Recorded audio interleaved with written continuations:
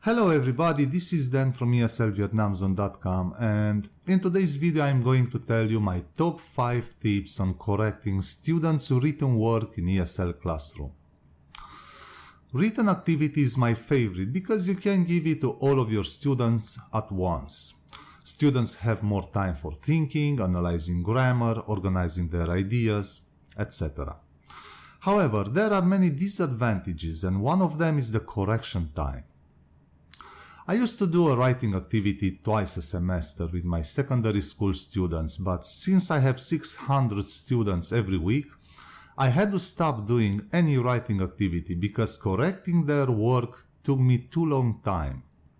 So, here are my tips on correcting students' written work in ESL classroom. Tip number 1. Use correction symbols and encourage your students to self-correct. This sounds a little bit difficult, but once the students know their mistakes, they'll be able to correct them. Here are the correction symbols I use. Different teachers use different symbols probably. S. Spelling error. W-O. Word order mistake. G. Grammar mistake. V-T. Verb tense mistake. C. Concord error. Radical symbol. I use the maths radical symbol for missing text. WW. Wrong word. This is one of the most common mistakes of my students. Curly brackets. Text between these curly brackets is not necessary.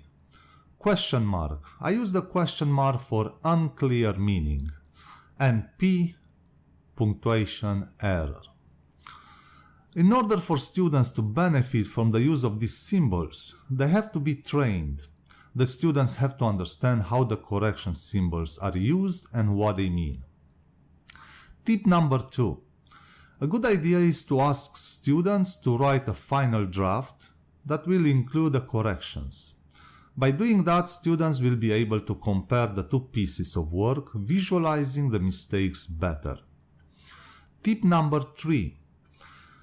The teacher should write comments on content, language, and on what is good and what is bad. Having these comments on students' written work is absolutely essential because the students have a clear view over their strong and weak points. Learners of English have problem organizing their ideas into suitable paragraphs. The teacher should comment on this aspect too. Tip number 4. If the written test or activity focuses on grammar, then correct only grammar.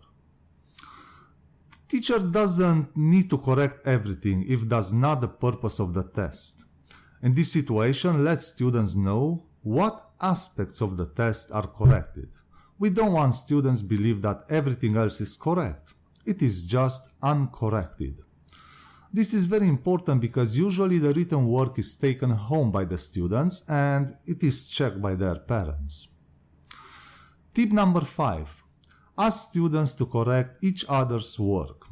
Every student corrects the written work of the student who sits next to him. I just love this activity. They start talking together, arguing over the mistakes.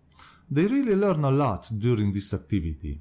After the teacher correction, they always compare their corrections with the teacher corrections. That's it for today. Don't forget to subscribe and like the video. Talk to you next time.